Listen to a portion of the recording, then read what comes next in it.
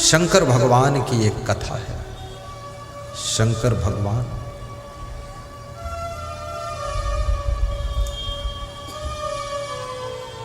एक बार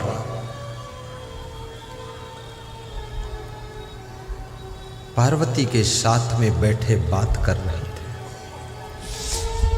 शंकर भगवान हमेशा पार्वती को देवी कहते थे और पार्वती हमेशा अपने पति को भगवान कहती थी। पार्वती जी बड़ी सभ्य महिला थी। शिव जी चर्चा कर रहे थे। पार्वती जी पूछती है कि ये आकाश में जो बहुत भीड़ जा रही है, विमानों से लोग उड़ के जा रहे हैं, रोडों पर भीड़ बहुत है, ये सब आज कहाँ जा रहे हैं? इतनी भीड़ पहली बार मैंने देखा। तो शिव जी ने कहा, ये शिव जी के मंदिर में शंकर भगवान का दर्शन करने जा रहे हैं। बोले इतने भक्त लोग हैं आपके? बोले हाँ, हमारे भक्त हैं। तो पार्वती जी ने कहा, भगवान तो आप यहाँ क्यों बैठे हो? वहाँ मंदिर में चल के दर्शन दो। शिव जी ने कहा, नहीं पार्वती देवी, मैं यही रहूँगा। ये सब मंदिर में मूर्ति का दर्शन करके चले आएंगे।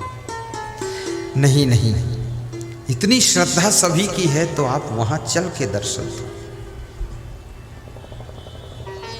तो शिव जी ने कहा, ये सब भक्तों की भीड़ नहीं है, इसमें सब मिक्सर लोग हैं, मिक्स लोग हैं। चलो, तुम नहीं मानती तो मैं चल देता।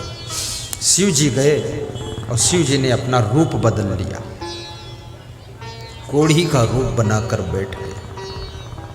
पार्वती जी अपना रूप बदल करके पंखा डुला रही हैं। शिव जी बैठे हैं। एक नवयुवकों की मंडली आती है। पार्वती जी से पूछते हैं नवयुवक, ये तुम्हारे कौन है? पार्वती जी ने कहा, ये हमारे पति देव हैं। बोले ये तो कोढ़ी हो गए हैं। हाँ, ये कोढ़ी हो गए हैं लेकिन अच्छे हो जाएंगे, मैं इनकी सेवा कर रहा हूँ। अच्छा, अरे इस कोढ़ी के चक्कर में तुम क्यों पड़ी हो? तुम हमारे साथ चलो, आराम से रहना। तो शिव जी मुस्कुराए, बोले पार्वती ये भी शिव के भक्त आए हैं, तुम बच के रहना, नहीं तुमको भी ले जाएंगे। ये भगत है, ठगत है, क्या है? इस सत्संग की भीड़ में भी कोई कोई चोर भी आते हैं, किसी महिला की चैन खींच लेते हैं। कोई कोई चुट्टी महिला भी आती है, वो महिला में ही बैठती है, महिला की चैन ले जाती है। पर सत्संग में और मंदिर में जो चोरी करता है ना, उसको 7 जन्म तक मनुष्य का शरीर नहीं मिलता है, पशु पक्षी की योनि में भटकना पड़ता है।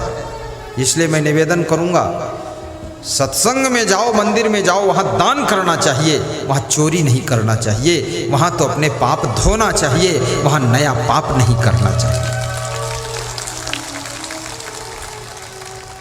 तो पार्वती ने कहा, तुम जाओ, हम अपने पति की सेवा करें। थोड़ी देर बाद एक और नवयुवकों का ग्रुप आया। बोले, अरे माता जी ये तुम्हारे कौन है? पति हैं, ये तो कोढ़ी हो गए। बोले हाँ, कोढ़ी हो गए। तो इनके साथ क्यों हो तुम? चलो तुम्हारा दूसरी जगह विवाह करा देंगे, हमारे साथ चलो। शिव जी ने कहा कि, शिव जी बोले कि पार्वती जी शांत रहना, परिचय मत देना, देखते रहो क्या क्या हो रहा, तुम्हारी भी परीक्षा हो जाएगी। पार्वती जी ने कहा कि मैं अपने पति को छोड़कर किसी के साथ नहीं जाऊंगी। पति व्रत, सभी व्रत में सबसे बड़ा व्रत पति व्रत और एक पत्नी व्रत है। आप कोई व्रत रहो या न रहो, लेकिन सभी व्रतों का राजा है। साधु के लिए ब्रह्मचर्य व्रत सर्वश्रेष्ठ व्रत है और गृहस्थ के लिए एक पत्नी व्रत और एक पति व्रत ये सबसे बड़ा व्रत है। इसलिए याद रखना, ये व्रत गृहस्थ के लिए तपश्चर्या है। इस व्रत को पूरा करो तो। दूसरा ग्रुप भी चला गया। तीसरा एक ग्रुप आया, बूढ़ों का ग्रुप था। देखा कि एक सुंदर नारी एक कुष्ठ रोगी के ऊपर पंखा डुला रही है। पूछा, आप कौन हो देवी, और ये कौन है तुम्हारे रिश्ते में जिन पर तुम पंखा डुला रही हो? ये मेरे पति देव हैं। अच्छा, आपका शरीर इतना सुंदर है, स्वर्ण जैसी काया, और इनका शरीर ये कोढ़ी, इनके साथ में तुम क्यों हो? कोई तुम्हें दूसरा अच्छा पति नहीं मिला? पार्वती ने कहा, इनसे अच्छा और कोई पति नहीं। तो एक बूढ़े ने थोड़ी गुड़ निकाली और दिया, और 20 रुपये दिए कि ये तुम्हारे कोमल अंगुलियों की सेवा से अच्छे हो जाएंगे, ये दवा से अच्छे नहीं होंगे, ये तुम्हारी कोमल सेवा से अच्छे होंगे। ये थोड़ी गुड़ ये भक्त लाया है, तुम भी खा लेना, इनको खिला देना, और 20 रुपये दे रहा हूँ, कुछ फल खरीद कर इनको खिला देना।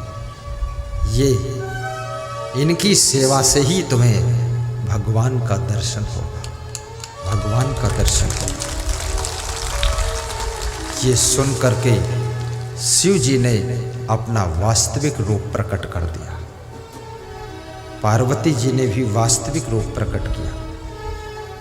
तो उस बूढ़े ने, जिसने गुड़ दिया था, 20 रुपये दिए थे, देख करके खुश हो गया। बोले, आप तो शिव जी हैं, आप पार्वती जी हैं। तो उन्होंने कहा, हम यहाँ भक्तों की परीक्षा लेने के लिए आए थे, इसलिए हम कोढ़ी बने थे। हम कोढ़ी नहीं हैं, हम शिव भगवान हैं। हे भगवान, आपको कौन पहचान पाता है? वास्तव में कहते हैं कि जिस दिन भगवान नहीं मिलता है, उस दिन भोजन नहीं मिलता है, भोजन नहीं मिलता है।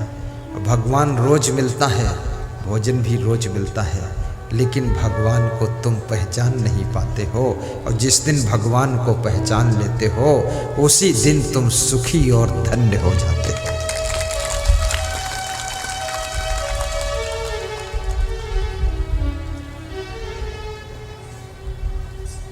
आपका पति कितना कमजोर हो जाए, उसका साथ मत छोड़ना। आपकी पत्नी कितना बीमार हो जाए, उसका साथ मत छोड़ना। माँ बाप कितने कमजोर हो जाए, यदि तुम उनके बेटे हो, बहू, वृद्धावस्था में उनकी सेवा करना। उनकी सेवा से तुमको गुरु का आशीर्वाद मिलेगा,